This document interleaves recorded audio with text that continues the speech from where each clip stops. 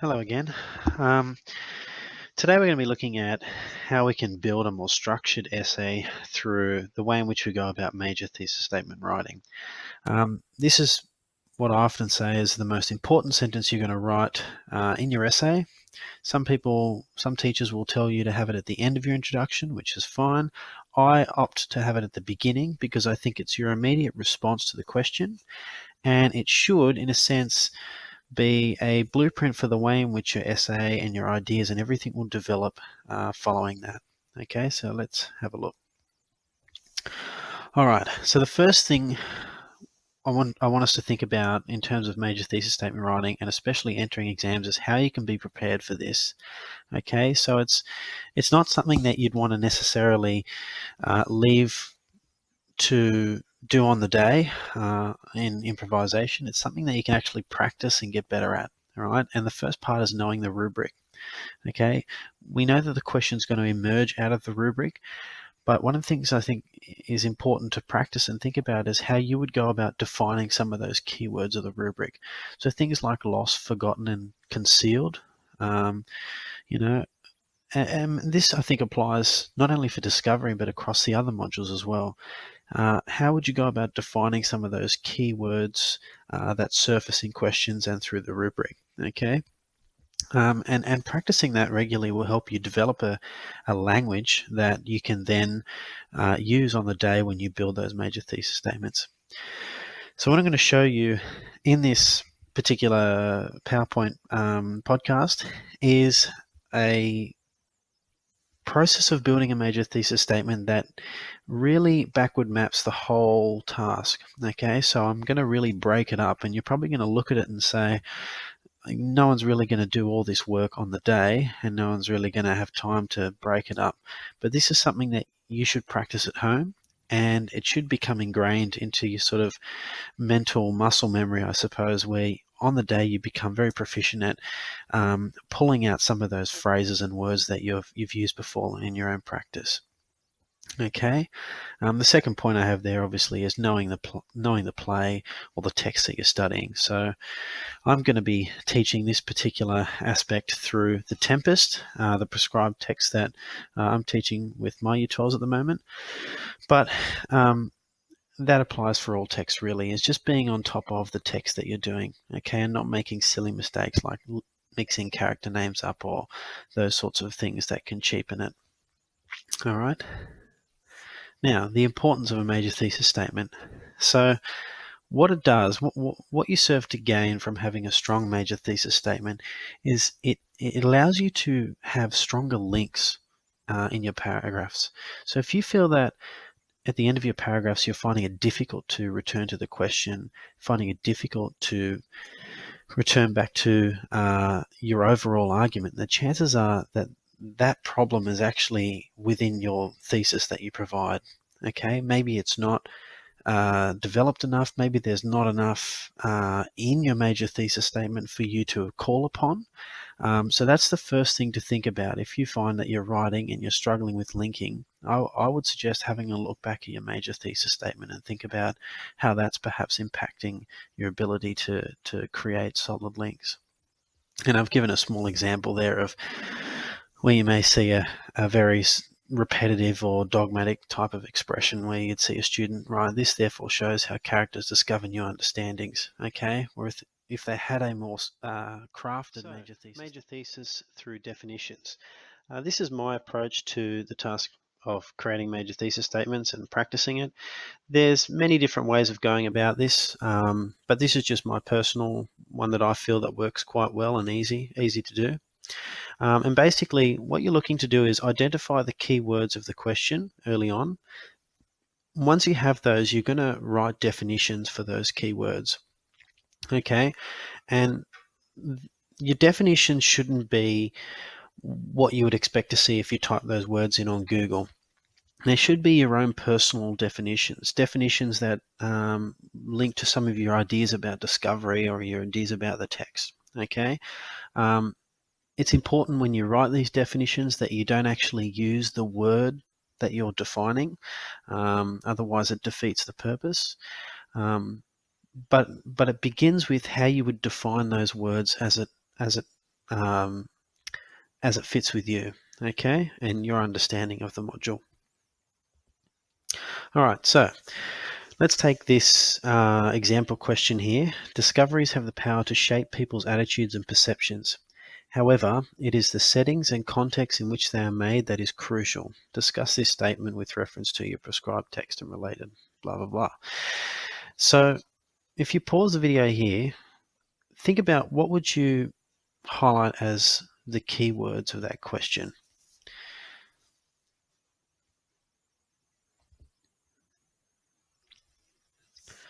Okay, so if you came to these areas, you're in a pretty good ballpark. Okay, so if you remember that questions are always have a little bit of a formulaic sort of structure, but it's about picking out those keywords that separate questions from other questions you've seen in practice and that sort of thing.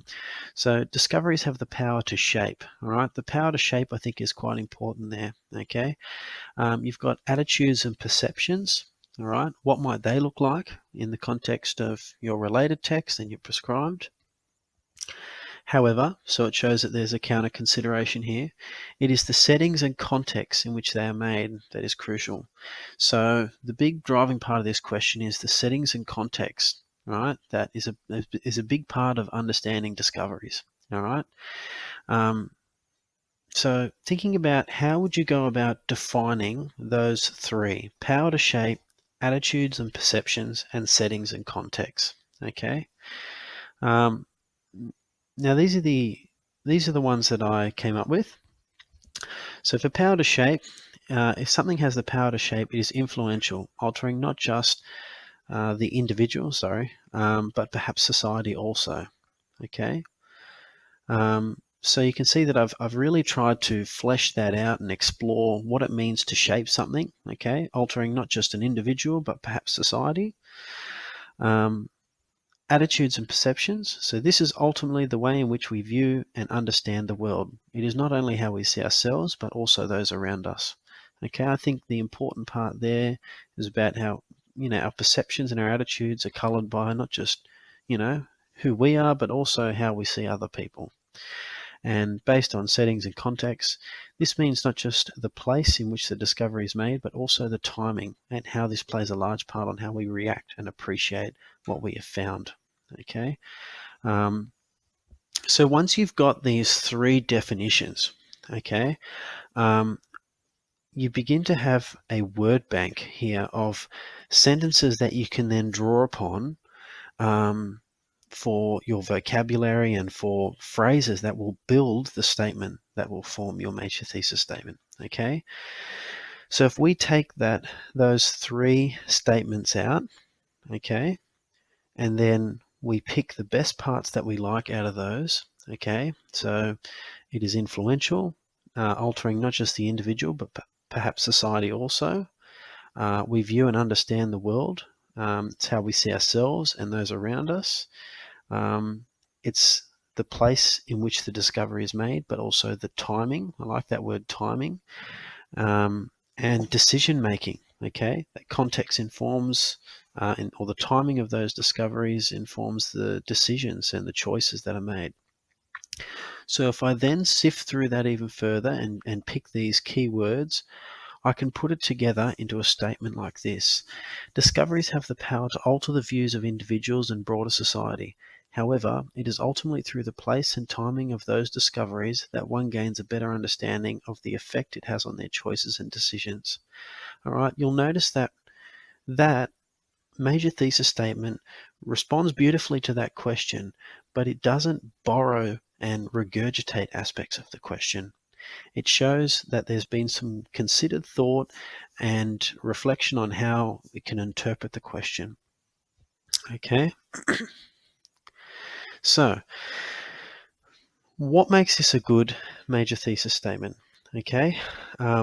Firstly, we've got the part that it doesn't actually regurgitate the question. It doesn't actually borrow too much from the question. It shows that synthesis of our ideas. In other words, how our ideas fit in with what the question's asking us to do. But secondly, it's got the length there.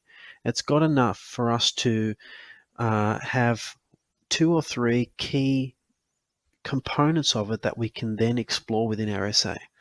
And I think this is where major thesis statement often becomes an afterthought when kids start writing their essays, because it's like once they get that statement out, then it's finished, and then they'll just start on with their paragraphs and ignore it completely.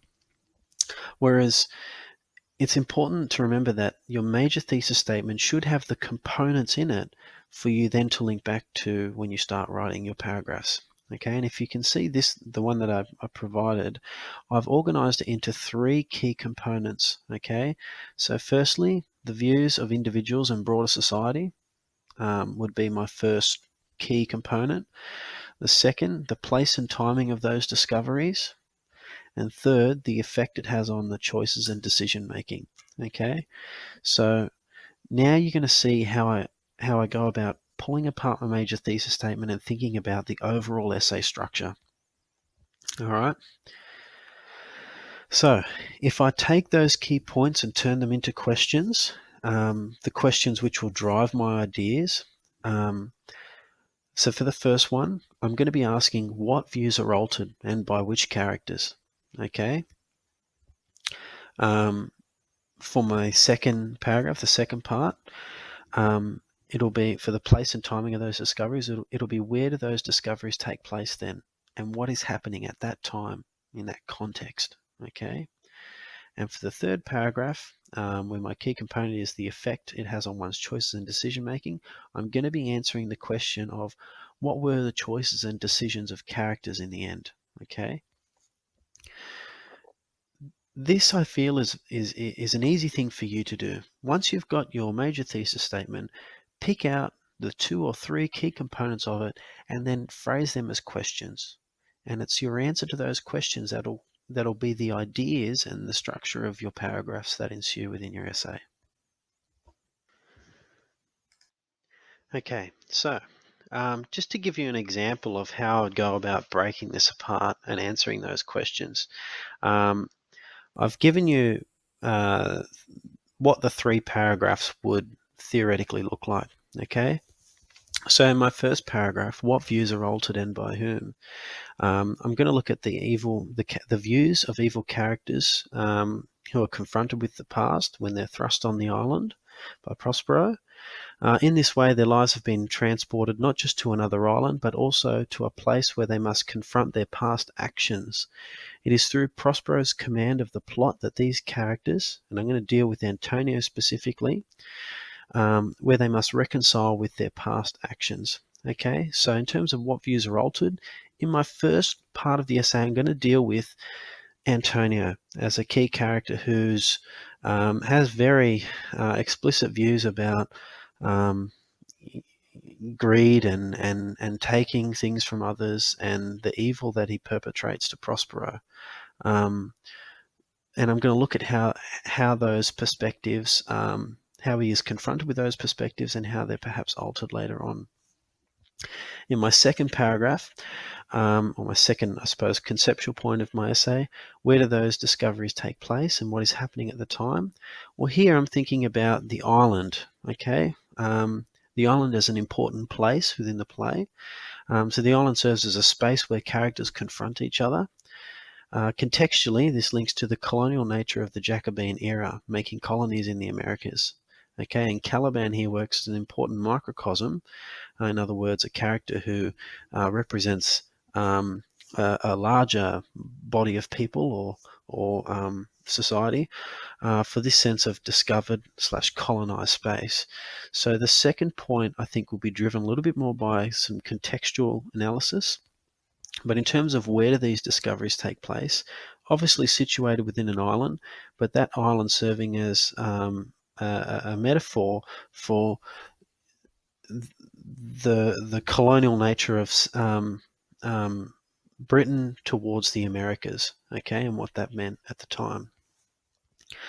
And lastly, for my last conceptual point, what were the choices and decisions of characters? What did they end up deciding?